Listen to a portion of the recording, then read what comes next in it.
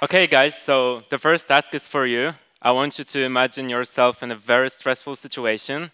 And how do you deal with it? Do you often imagine yourself in a different place where you are in a comfort zone? Do you do that? Raise your hands. Yeah, great. Thank you. Well, most of the people imagine themselves in a different place while having very difficult situation.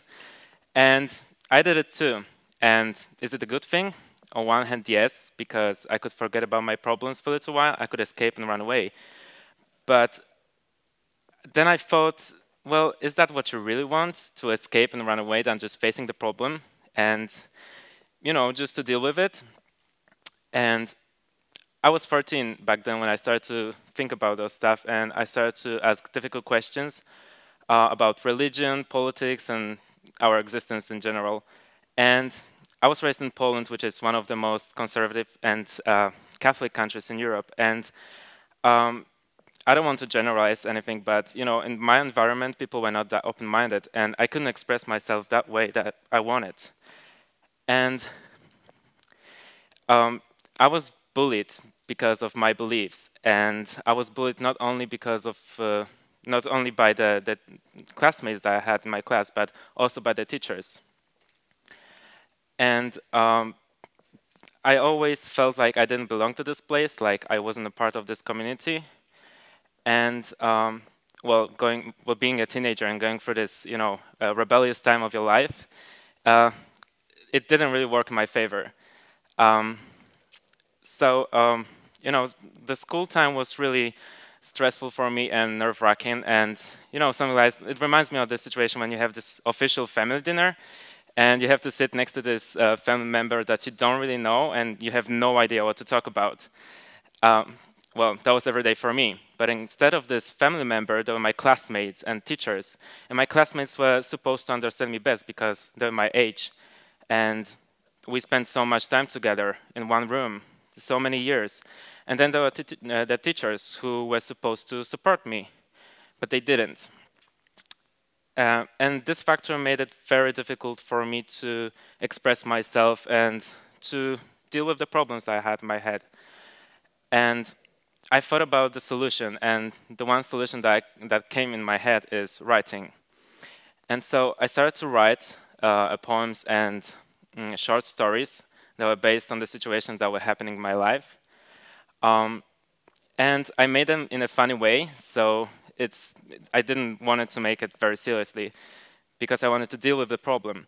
And so most of the characters were based on the people who I knew, and I gave them funny features. So, for instance, there was this one guy in my class who was always bullying me and who was saying bad things and jumping in front of me.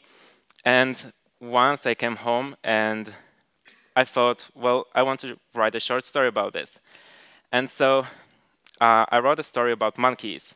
And the main character was based on this guy.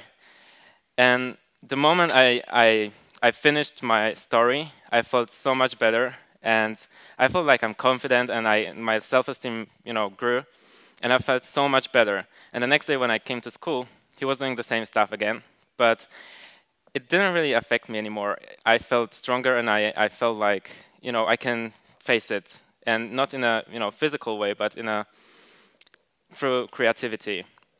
And actually, he saw that I don't care anymore, and I just want to live my life, and he should stop this, and he stopped, just because I didn't care anymore, and I faced this problem in a creative way.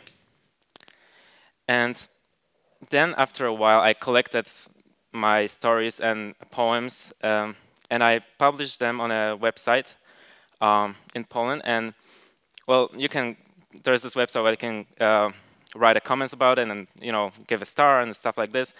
And actually, I got a lot of approval by people who are going through the same thing. And I saw that I'm not alone anymore, and I am a part of community that understands me and that is behind me. And I made lots of friends actually through this site, and it was an amazing experience, and I just enjoyed it so much. And then, well, I thought that, I was thinking about this a lot, and I thought that imagination and creativity is an amazing tool for self-improvement and empowerment and self-leadership, not only in your personal life, but also in a, in your career. You can use it anywhere to face the problems that you have in your life. And then what I've learned is that, well, maybe it sounds like a cliche, but there's so many people who will find a way to hurt you, but you decide whether you accept this or you're fighting it back, like you fight back, and whether you become stronger or weaker, whether you accept this or not. And what I've also learned is that imagination, facing the problems in a creative way, is an amazing tool, and you just have to find a way to express yourself and to go for it. Thank you.